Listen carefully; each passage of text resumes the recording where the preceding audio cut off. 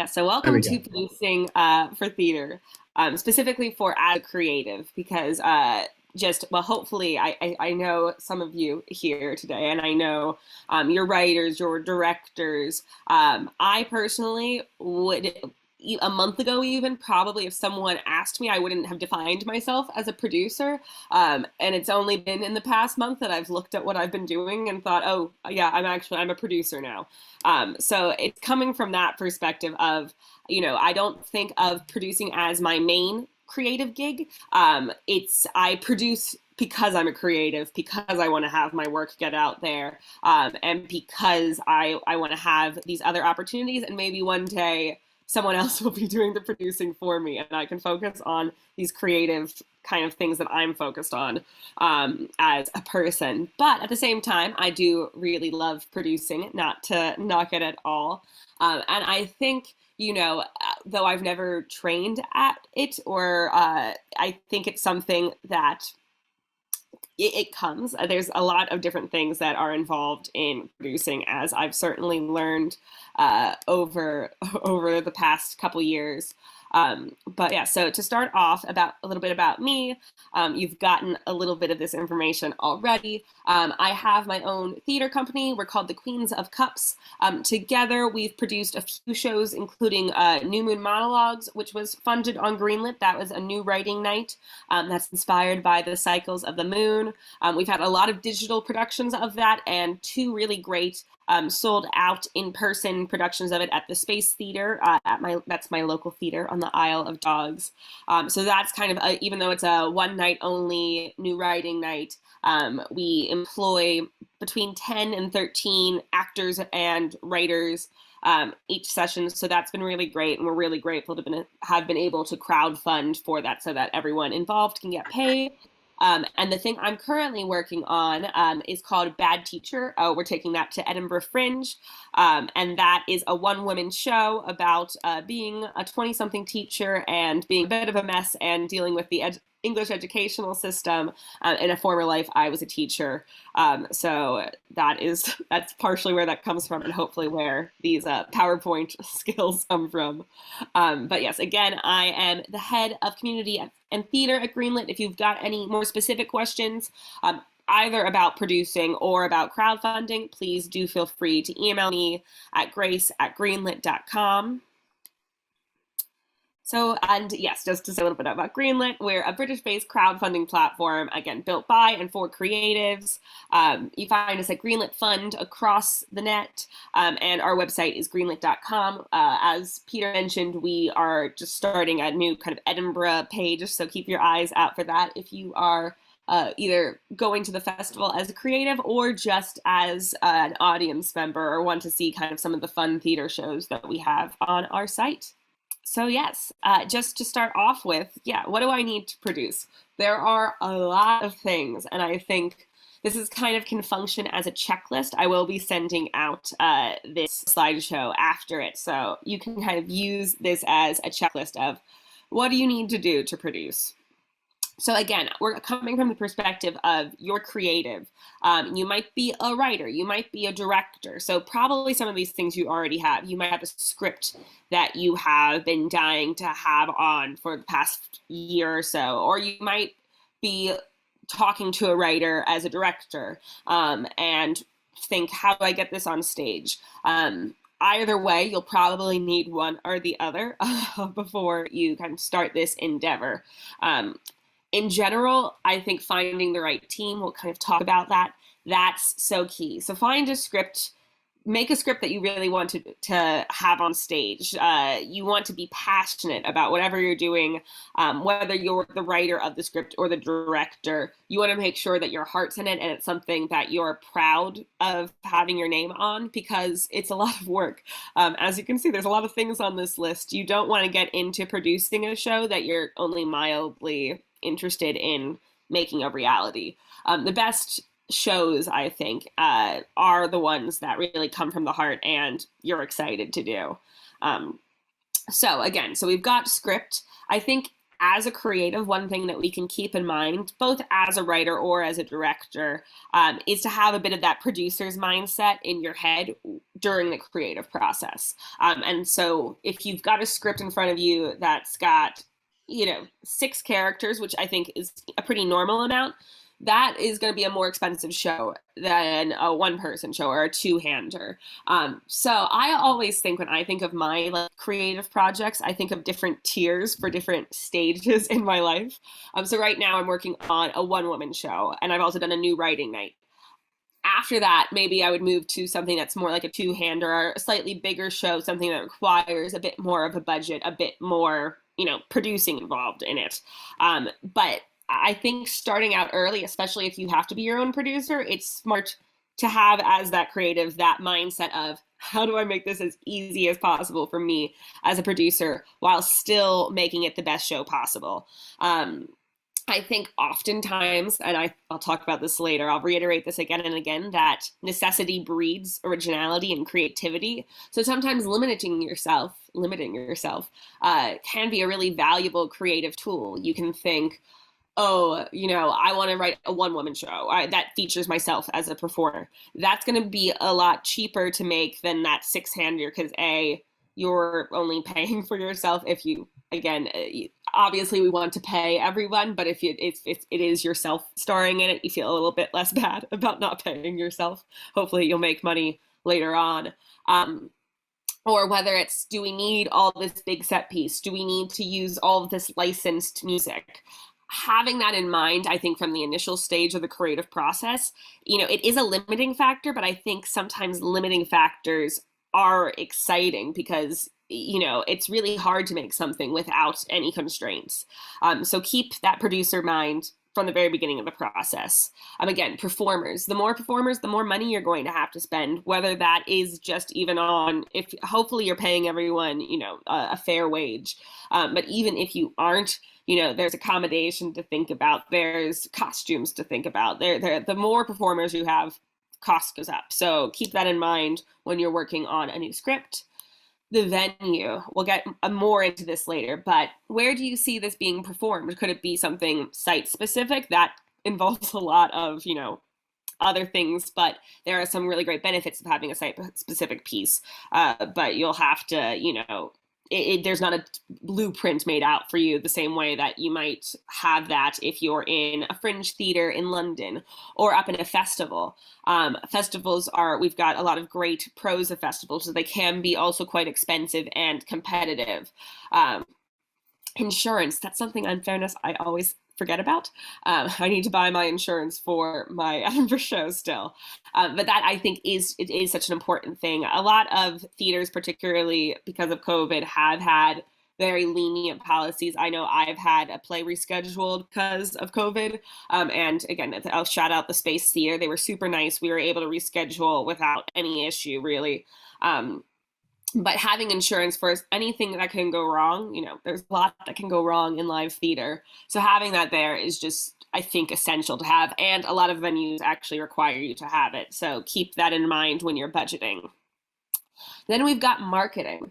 Now, marketing is a tricky one. And I feel like with a lot of smaller scale shows, we're doing our own marketing. And a lot of our audience the core of it will be family and friends and people the more you can invest in marketing, the better. I'd say both marketing and PR might be more of when we are at a larger scale. It's something that we invest a lot of our money on because the truth is marketing takes a lot of money to do well. It takes a lot of time to do well. And, when I'm producing a show that's literally, I'm producing it, I'm directing it, I'm building this thing from the ground up. I know personally marketing falls at the wayside. That's why it can be really great from going over here to what you're going to outsource. That's probably a key skill that I have not fully learned yet, admittedly, as a producer, because I think, I'm a director. I'm a bit of a control freak. I think I'm going to do, I'll be the best at whatever I do. which is not always the case. I've learned.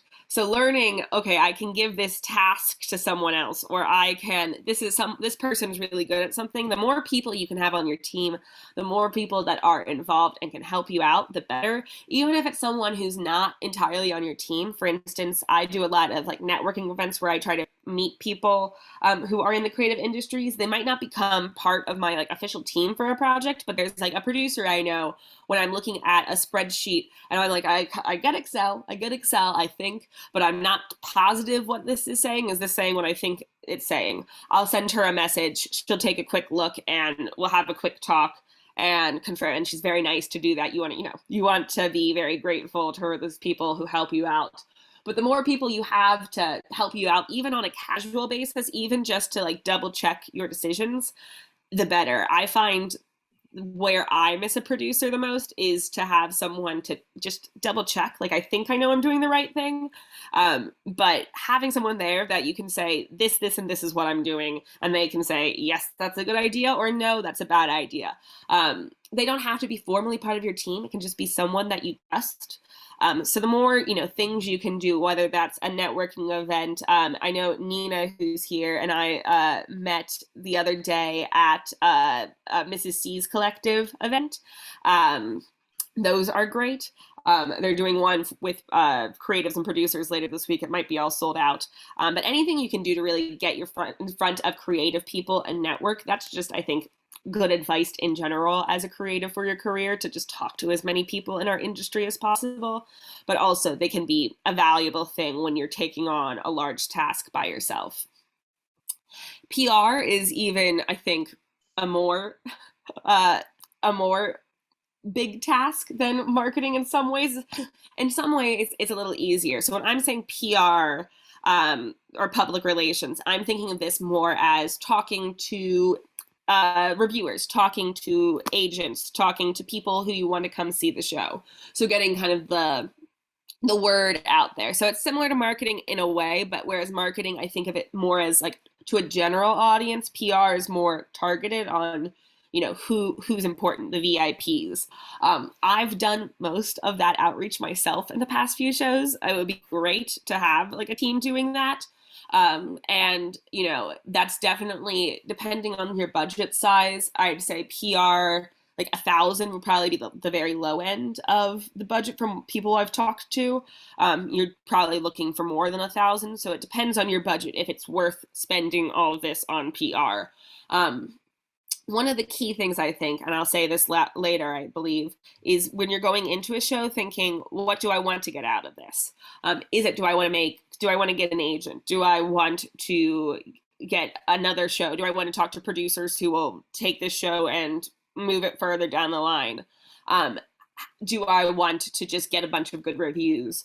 All of those things, I think, are really helpful to think of before we start spending money on these things that are important, but can have a little wiggle room. Things like lighting designer and sound design. I should have put sound designer in there too. Probably, not every show needs a sound designer, I would say. It depends on most shows do, but some shows might not. Probably every show needs some sort of lighting. And I must say, I'm always, even like for those new moon monologue nights, I'm like, it'll be fine. Just turn the light on, turn the light off in between, or turn the light on at the beginning, turn the light on at the end. It'll be fine. And one of my close associates, who is also not a producer but falls into producing for me sometimes, has convinced me to hire his very talented lighting designer friend. So, if you can have money to get a great lighting designer, it does make a big difference, is something I have learned as a creative producer. Again, things like set, goes back to keeping this in mind during the creative process, during the writing process. How much can you do with the littlest amount? I often find, again, those things that are minimalistic, that do the most with as little as possible, those are the things I always come away with, like, remembering and loving. So see how much you can do in terms of sets, props, and costumes. Like, how little can you get away with? How cheap can you do it? You don't want to sacrifice an artistic vision there, but the things that you choose not to sacrifice are probably the things that will make the most impact. So it's not all about just being as cheap as possible, but it is about being as frugal as possible. My goal is always to spend as little money as possible when I'm putting on a show. But the key thing is as possible. There are some things you do need to spend money on and you want to spend money on. And speaking of money, that's the big thing from the producing. I think that's probably why most of us creatives want a producer, and that is to find streams of money to put on our show, because any show really does require money. I'm trying to think. We've done some digital shows that have been, not needed anything, but if you want to, unless you're doing a street performance and you already have every single thing you need, you're probably going to need at least a little bit of money to put on a show. Organization, how to prepare. So I'm super ADD. I will admit that freely and openly. So things like organization when it comes to producing are not always the most natural qualities for me. One thing I definitely do is write everything down. Whenever I'm in a meeting with someone, whenever I'm like thinking, I've got they're scattered. Don't be scattered like me. Probably have one doc. Again, Google Docs is great because you can access it everywhere. It's super easy to share with others. And they've got like a whole suite of, Excel, their version of Excel sheets, docs, PowerPoint, whatever you need. That's all free to use. Have a Google Doc, write down everything. You're going to be copy and pasting things a lot, especially when it comes to synopsises, like blurbs, information about bios, things like that. You want that all in one place if possible. And keep it, I'm not the best example of being like on anal and on top of everything, but having it all even in one messy Google Doc is a lifesaver because you can always reference it. Because as a producer, it's a different type of brain than our creative brain. I think, creatives were very right-brained. I think it's right-brained. We're very creative. We don't necessarily think of ourselves as type A organized people all the time, but that's what you need to be as a producer. And the good thing is that in our industry, I think a lot of producers are, they're former creatives, or I think the people you're dealing with are used to, like, if I send an email 2 weeks late, no one's gotten mad at me yet. But being on top of it as much as possible is definitely a key thing. So as many, I find what organization, works best for you. And know when to be objective.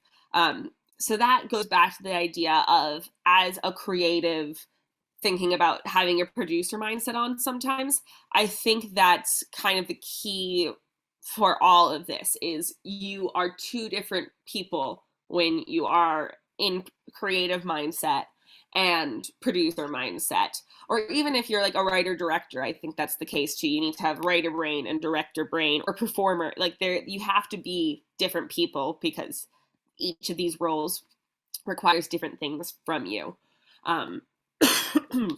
Excuse me. So know when to be objective. Try as much as you can to have an impartial view to your work when you're producing or doing any other part of the creative process that's not your normal thing, or if you're doing multiple parts. And to that end, delegate as much as you possibly can. As I talked about, whether that's just, sending a message to check that this thing that I'm thinking of doing, that's not crazy, right? Or if you have people on the team that can cover something else, try to get them to do as much as possible. I have found, especially even, working at Greenlit and talking to a lot of people who are producing their own work, either as a producer or as a director or as a writer, it sometimes can become a one-man show. And the more that you can avoid that, I'd say, the better. At some point or at some stage, you probably are going to be the driving force behind that, and that's totally fine. But the more you can get help from others, the more you can have objective eyes on it, the more you can have people checking over your work, checking over the Excel sheet, the budget that you've got up. You can have collaborate with you on the blurb. The more of that, the better. And I think that often, creativity is often better when there's a collaboration. So it's helpful in multiple ways. So now we're going to talk just a little bit about venues. And then also I just want to say, if anyone does have any questions, feel free to put them in the chat. And if I'm going too fast, let me know, because I feel like I've been speeding through this. But yeah, so venues. That I think is such like a key thing of figuring out where am I going to put my show on. And there are so many venues to choose from. Um, right today, we're probably, we're going to focus on festivals and fringe venues. There are other options though. You can have a site specific venue. Like for instance, for my show Bad Teacher, we considered doing it in a school classroom. I will say that that took a lot of extra work because we ended up emailing every school in Edinburgh about if they had space that we could use for the festival. And it definitely was doable. That's the kind of the beauty of it is, you can DIY things. But it was clear that it was going to be a lot of work. And then we got an offer from Underbelly, which is a place, a venue at the festival that made things a little bit easier. But you can DIY. Just know the more that you DIY or go outside the existing kind of bounds of what people have done before, the more work it's going to be for you, which is cool sometimes. But if you're also doing 5 other things, it might not be a reasonable bite for you to take on as a producer. So the things to think about when you are going to thinking about where am I going to take this piece of theater is thinking about what are your goals for this production. We talked about this earlier, but are you trying to get an agent? Are you trying to get this piece touring? Are you trying to get it made into a TV show? Are you trying to make money? All of these like different goals, and you might have multiple of them, but that will change depending on where you're going. Different venues are about different fits for different goals. Thinking about the possible dates for this production. So if you are still in the midst of writing a piece, you might not have time to submit to a festival this summer, but you might have time for vaults in December. How long do you want to perform it? All of these things change throughout the year. There are different application openings for different theaters. Would I say I'm trying to think if there is like a timeline in the same way that it's like it's festival season. I'd say the nice thing is it's so cyclic, and you've got things like Edinburgh in August and Camden in August and Vaults in January through March. So you've kind of got like deadlines in a way for each of them, but no matter where in the year you are, you can have something to look forward to. How long, I think, is a key thing, how long you want the run to be. It's a lot to do a full month at a festival. I'm doing that this year. People have told me I'm insane, so maybe maybe don't listen to my advice on that. But the longer you do it, it's both, it's more money in terms of invest like initial cost, but it actually might be it's better value sometimes because the cost is more spread out, and a lot of festivals and even just venues, there's going to be like a lump sum involved or a deposit involved. That's like anything, no matter how long it is, that money will always be there. So it can sometimes be a better deal to have a longer run, but it also will end up costing more, even if it's a better deal, if that makes sense. Where are you based? If you're a London-based creative, you've got a lot of options for different venues and festivals. I will say, as an American, I probably can't tell you as much about regional theaters, but you can also, I've talked to people who've set up a really great tour for themselves around the UK, and that's a great option to kind of spread hit a new audience each time, spread the word about yourself, and develop a fan base across the country. And then how much can you spend on your venue? We'll talk about in just a second, actually, I think maybe the next slide, a box office split versus a venue hire. So the key difference between these two things. So a box office split can be anywhere, I've seen, from a 50-50 split, so everyone makes, the venue gets 50% of what you make and you get 50% of what you make. 60-40, I would say, is probably the most common one, so 60 in the performer's favor. And I've also seen up to 70-30, so again, in the performer's favor. The great thing about box office splits, and probably why I would recommend a box office split in most cases, is because it means the theater has a stake in your success. If you do a venue, if you hire the venue, that means you've just paid, 150 or so to the venue to hire it out for your performance.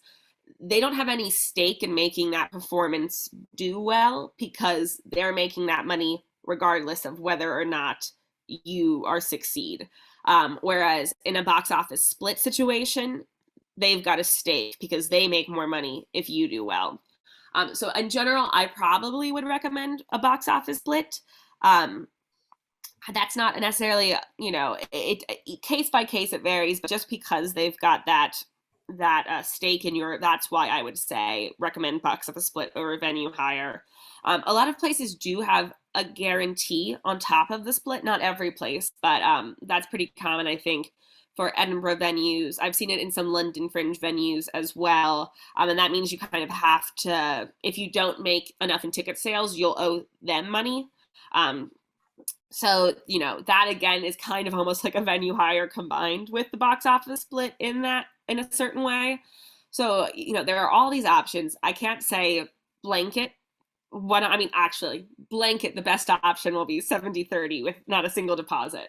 That objectively is the best option.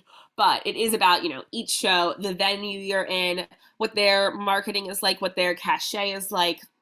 It's a very individual process, I'll say. And then if you're thinking of doing it at festivals or just a standalone performance, I've done both. I would say, especially if you're first starting out, festivals have been really great because there's a lot of resources involved.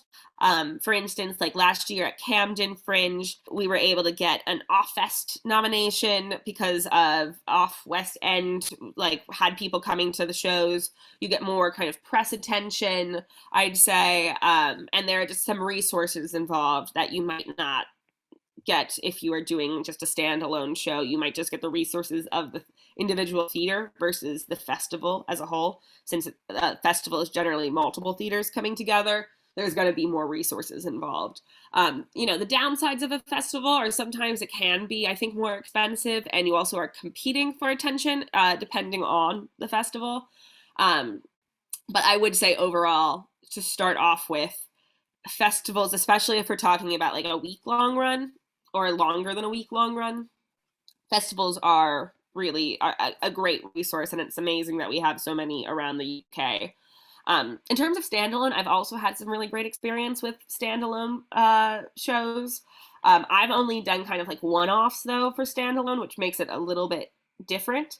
The nice thing about that is you've got there are so many great theaters that I've worked with and dealt with, and a lot of them do have a great team behind them. So, just because a festival has probably more resources, that's not to knock the resources that theaters provide.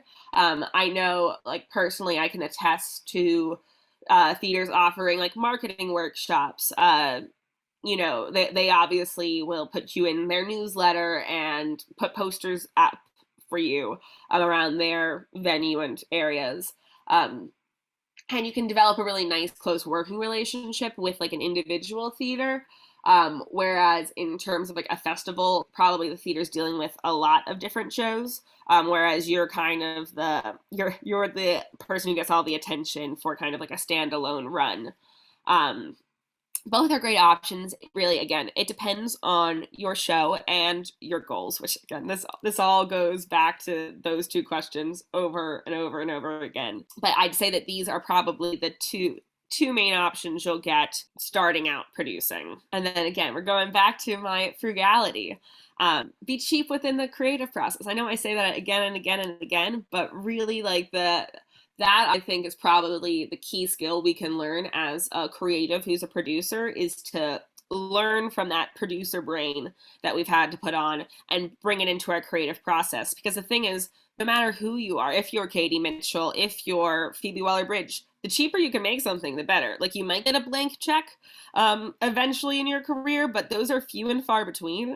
And I'm thinking in the future, looking at even like how Netflix's model is changing, things like that, like blank checks I think are going to be fewer and farther between going forward. So learn from this time where you have to produce your own work and apply it to the future, to say, you want to I say be cheap, be frugal is probably the better term, but you don't want to spend unnecessarily ever.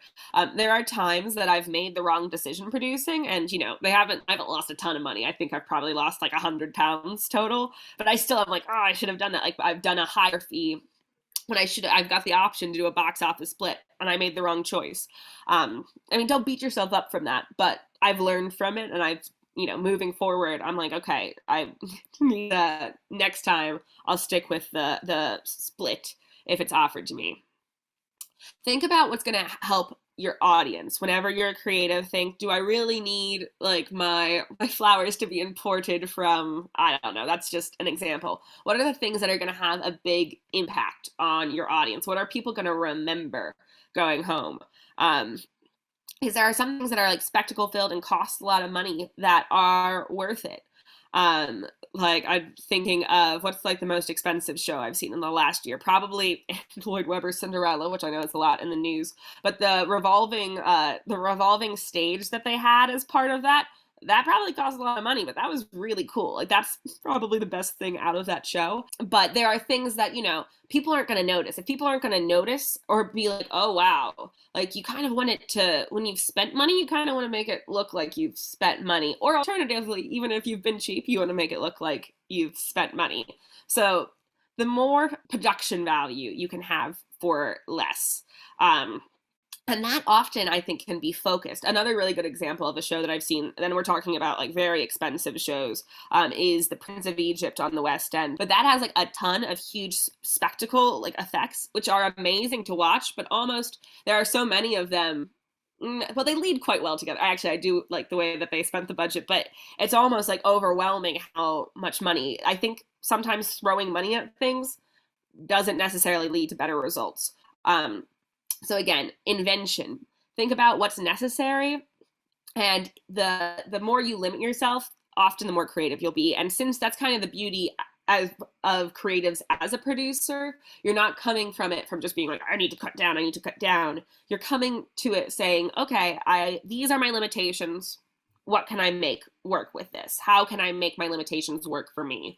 And I think that's, that generally leads to a lot of times like someone's first movie or first attempt is sometimes their best because they had those limitations. So always keep that in mind. And then finally, spend wise, get the most bang for your buck. If you want to hire, for instance, like when we're talking about like a PR team or marketing, if you want to make a big bang, like marketing might be the right place to spend your budget. If the set is really important to your piece and you want everyone to walk home thinking, wow, that set was incredible, that's a good place to spend it. It's all about where the money is most going to make the most value. Great. So now we're talking about funding, which I think is probably what most of us creatives are thinking of when we're trying to create our work. It's like, how do we get the money to make it happen? And it's hard. It's not easy to be a creative. And I think a lot of us, especially with early shows, put in our own money into it, which is something called debt financing, which is, it's unsustainable long term. That's just a fact. We don't have the money to just keep funneling money in the hopes that it launches our careers. But, again, as an American, I do see in England, you've got a lot of great options. Like the Arts Council is incredible. Like amazing that you guys we get money for free, like that more or less for free from the Arts Council to create your work. We don't have anything like that in America. But, the downsides of the Arts Council is a lot of their money does go to those huge organizations, the Royal Opera House, the National, these things that, that takes up a lot of their budget. And it's become incredibly competitive, especially with the new Arts Council form. I've heard less of people succeeding, I would say. Again, I don't have like the statistics for that, but it does seem like a bit harder, and it is a time-consuming application to do. That being said, I think it's always worth applying because again, we've got this amazing free source of money. Totally worth doing it. I think it's always good though. I sometimes talk to creatives and they're kind of expecting Arts Council funding, and that's kind of a mindset I personally as a producer would like always assume I'm not going to get it. and be pleasantly surprised. And that goes, I think, for this type of a funding body as well, or any type of things. Go into it being like, it would be fantastic if we got it, but what are we going to do if we aren't able to make it? Because, you know, these are really, it's hard to, it's competitive because everyone wants these pots of money, rightfully so. There's a reason that we want them. It's a pot of money. So definitely, it's not saying don't spend time. I'm not saying don't spend time on it. I'm saying not saying you're not going to get it, but I'm just saying never. I'd say don't rely on, like, if you have to have in your head the fact that chances are it's going to be a no, just because the odds are it's going to be a no. And also, Arts Council is very unlikely to support like a first time bid, which is good to know. Like, get it out of the way. Like, do it, go through it, like, see what they say back, learn from it, but don't put all your eggs in that basket. Obviously, I'm a little biased. We do at Greenlit, we're a crowdfunding company, and I will say that crowdfunding is hard. It's not easy. It's a different type of work than these two, where you're just filling in applications. And, you know, if it's an arts council, it's one long application. If it's for a funding body, you know, you might have to write a million different, like, cover letter, or not really a cover letter, but you might have to do a million different applications for different things, and it's not all together. Crowdfunding is a different type of work. I don't know if it's easier or harder, but what I will say is that crowdfunding, your buck for your bang is there. Whereas with applying to funding bodies, you know, you might not get anything back from it, and in fact, you're kind of likely to not getting anything back from it. Whereas the success rate at crowdfunding is, in my experience, quite high. If I reach out to someone and put in the work, chances are I won't get everyone giving money, but like most of the time you do get, or at least half of the time, which is pretty good odds compared to the other two. And, you know, when I'm saying crowdfunding, this I think also leads to later on when you're talking to other producers, when you're talking to these people with pots of money, it's similar to crowdfunding, because crowdfunding is essentially you pitching your idea to someone and then, you know, investing in it, metaphorically and, you know, and figuratively, or metaphorically and figuratively, metaphorically and literally, because they're investing in you. They're investing in a project that they think is worthwhile and can be a success, and they want to be a part of. And that just, I think, again, further down the line, maybe when you're not producing your own work before, or maybe when you are still a producer, but, you know, have other people involved. When you go into these meetings, when you talk to people, you'll have that experience. You'll know how to pitch to people. And yes, so just our final kind of plug about Greenlit. We do offer one-on-one guidance to all of our creatives, and we do only deal with creative projects. And we've got the same or lower fees than the other guys. Again, I am biased, but I do think we are the best platform for crowdfunding currently on the market. If you are interested, please do check us out at greenlit.com or email me at grace@greenlit.com. And yes, I think this is all our contact info. We've got about like 13-ish minutes if anyone has any questions. I know that was kind of like a crash course on a very, very big topic. Hi. Hi. Please ask your question. Sorry. Nina here. Hi, Nina. Hi. I was just wondering if, marketing-wise, if there are any organisations or places that you can recommend that. I know that last time we did our show, the Space very kindly offered to have us on there live. So you talked about the show. We were wondering if there are any more things like that we can do to spread the word about our show. Yep. So live at 5 at the Space is great. Again, I will always shout out. I didn't know you had a show on the Space. I do love the Space. I know they also, the Space, and this is a marketing company, but their name is Cup of Ambition, and that actually, the Space is the one who connected me with them.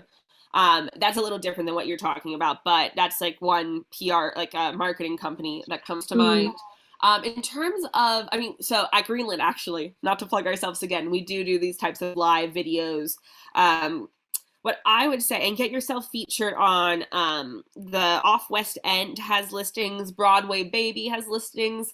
There are actually what is it called? It's not just for theater. Now, Time Out. There we go. List theater. You can get a lot of free like listing opportunities. Really, I'll put, like Time Out as well. Yeah. So they Oh, like even just like search it. If you're in a festival, Anina, you're going to Camden Fringe, is that correct? yeah, yeah. So they'll actually, a lot of these things will be done like for you, just Mm, because you're part of the festival. So that's great. But if you know, if that, it's good to know when you're not part of the festival. And one of the things you can do is also like when you're part of the festival once, like they'll give you resources, they give you these types of things, and you'll kind of know what to do next mm, time, or you know, you can kind of steal their knowledge and use it going yeah. forward. I'm trying to think if there are any things that I specifically like live at five. That's the only one I've seen that's been consistent. I remember some like during the dark times. I think live at five is the one that's been consistent. But that's a really good. I will think about that if I've seen any more, and I'll let you know. Oh, thank you. Yes. I do have another question, actually. Sorry. No, Are there any good production companies to contact and invite with the purposes of we want to take this further? yeah. Because I don't think I joined the producers meetup, but don't know that many producers or people that like. What would be a good way of contacting people who produce? You might be like, oh, I want to Yeah. get involved with this. Yeah. It's hard, and I'll say like Yeah. most of the people I've met are through word of mouth. Like it's like that person I've got like introduction for this person who knows this person. Like it's kind of this Mm, vicious cycle of like the more you do, the more you get. mm, yeah. The things I will check out though, there is like a Facebook page for Theater Producers UK. I think that's what it's called. So definitely search that. Um, Twitter, like the one thing that you can do, like for instance, I put a call out on Twitter through my theater company, like about talking to producers. I only got one response, but what you could do, which would probably be more, you know, unless you're Twitter famous, or you know have a Right. lot of followers and a lot of activity. I certainly, I'm not good at Twitter, but you can search like threads of, and I haven't done this yet, but this is like my little ace in my pocket that I might do. Um, where like people like who are cooler than me and have more Twitter followers have put out calls for producers, and you know they've get like 100 replies. Go stalk, like go see, like just type in the search bar like producer call out or you know similar search terms, and like follow them on Twitter. You know, you can send them a little DM, but I think that's a really good way to use other people kind of notoriety, and Mm, to just you know meet more people, and also always take a chance to get a cup of coffee and meet people like in person.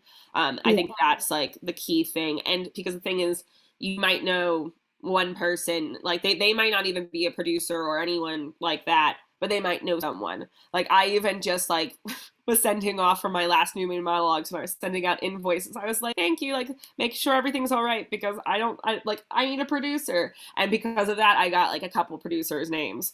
Um, so yeah, it Brilliant.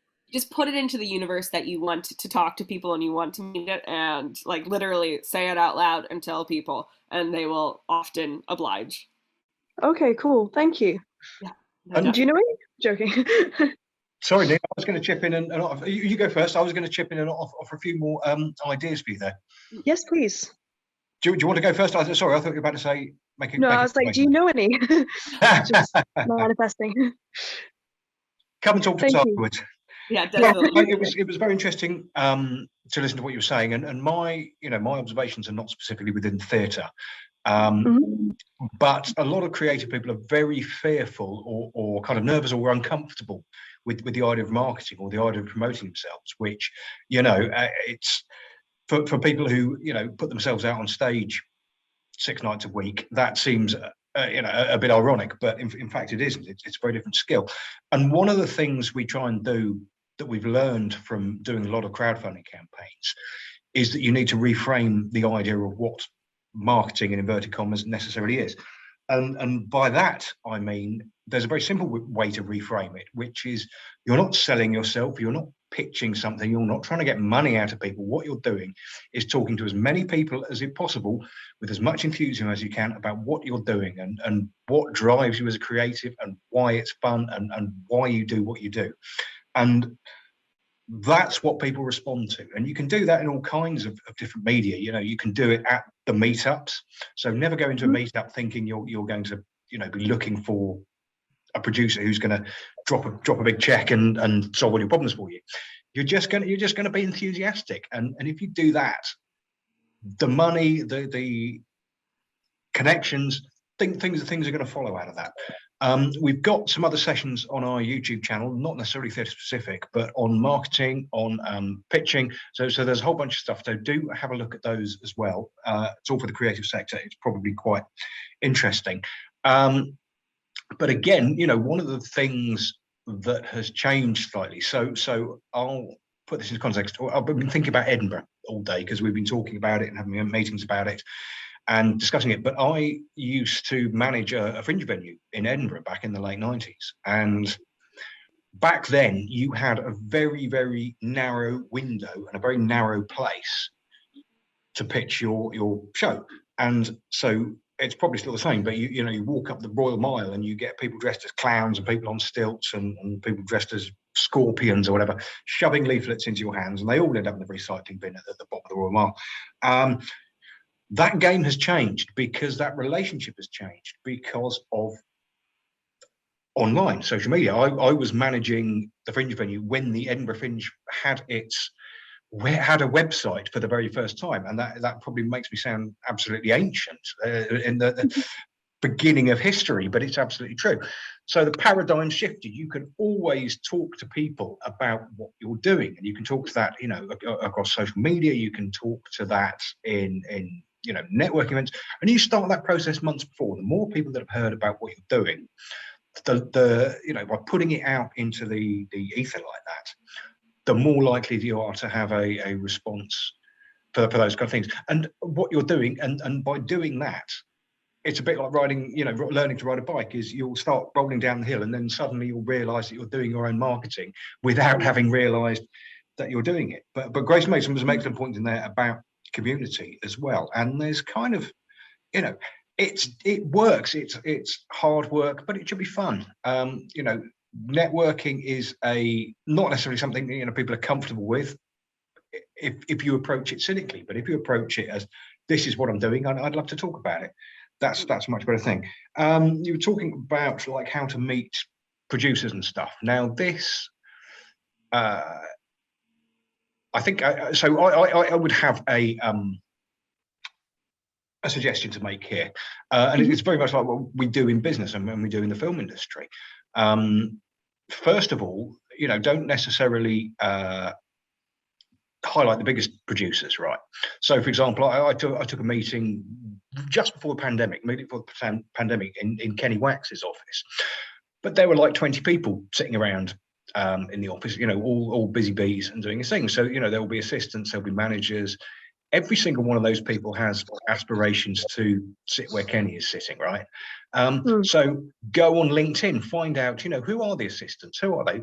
Can I have a cup of coffee with you just to talk about what you're doing? Can I buy you a glass of wine just to talk about what you were doing? And make your relationships that way. Again, don't go into it thinking you're going to get something out of it. Or you know, an expectation. It's literally just going in there, talking about creative stuff because you love it, and you will find 99 times out of 100 the person that sat the other side of the table with that cup of coffee or with that glass of wine is just as passionate about creating stuff as you are. So LinkedIn is a surprisingly effective platform for finding out people who are working at that sort of, you know, secondary level in those kind of organizations, whether that's a big theatre producers, you know, whether it's ATG or Really Useful, or within the agencies as well. You know, a lot of agents and a lot of people working that track are very interested in production, and it's, you know, they're always on the lookout for the next thing that could help them make the step up, exactly as you are. So that's my recommendation there. Thank you so much. That's very helpful. Thanks to both of you. Thanks so much. Thanks for joining, Nina. Any other questions? Oh, hiya. Thanks for both for doing this. It's been really, really good. My question was about crowdfunding, because I'm setting up my first event of a night of rehearsed readings and doing like a full day of rehearsals with some actors. And I was going to do like a profit share for the tickets for the actors and writers and pay the venue myself.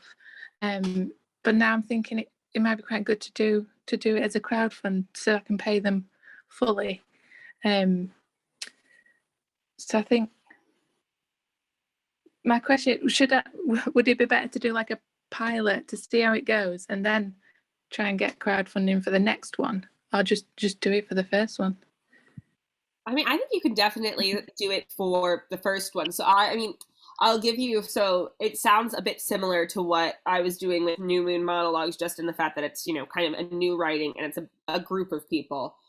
And to be fair, we kind of did pilots, but it was during that wishy-washy time of the pandemic where like all of us theater people didn't know what we were doing. So it was all just, we had people basically do a self-tape of a monologue and send it, compile it all together. I would say that was it that helpful during crowdfunding? Sure, but I don't think it was at all necessary. And to have that money, A, so that you don't have to pay out of pocket for the venue, and B, so that you can guarantee people a certain amount of, a certain fee. I think that can be really, helpful. And for a show like this, it doesn't have to be a large amount. And even the fact of doing it once, especially if it's, if it's like a moderate amount that, makes sense and you can put it something out, you'll develop a fan base. You'll develop people who will kind of come back again and again and again. So dipping your toe in once, it leads to better results down the line. Okay, yeah, that makes sense. Thank you. Yeah, and I'd sort of add, for example, an idea, if you're thinking about, doing this rehearsed reading, and you've already mentioned a profit share, this sounds a perfect way. If you cast ahead of time and ahead of doing a campaign, then suddenly you've got, a team of however many people is in the company. They've all got an interest in promoting and talking and selling about it. And a crowdfunding campaign can also be used effectively as pre-selling tickets. So, one of the rewards you can have within your crowdfunding campaign is you get to come, sit in the theatre for, 10 quid and hear this rehearsed thing. You can also upsell a little bit and say, for 20 quid, you can come in the bar afterwards and talk to the writer and talk to the actors and and people, people will respond to that. And even if they can't necessarily make it on the night, you've already got their money. So, and they'll know about you and they'll hear about you, or maybe you could, send them an audio stream or a video stream of the rehearsed reading or the table read or whatever you choose to do. So there's all kinds of things for getting both your team, as Grace mentioned very rightly earlier on, the teamwork makes the dream work. Also getting the audience engaged and getting people to hear about and talk about and understand where you're coming from. And then if you take your rehearsed reading and you move it into full production, suddenly you've already got this community of people who know what you're talking about. So I obviously we're biased, but I'd say, crowdfunding could work very well in that instance. Yeah, definitely. I'm going to start it tonight, actually. Yeah. That's fantastic. Yay. Well, I'm looking forward to talking to you then soon. Okay. Well, I'd just like to say thank you, everybody, for coming on behalf of Greenlit. Thank you, Grace. Another wonderful session. We do all kinds of events. Please come and have a look at our YouTube channel. Please subscribe to our socials. Come and have a little look at our website itself. We've got our Edinburgh Fringe microsite. Was supposed to be live in time for this seminar, but Grace will surely send you a link tomorrow so you can see.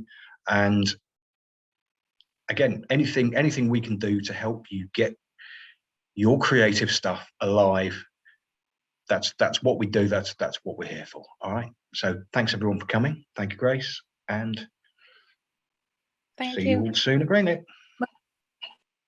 Thanks so much, everybody.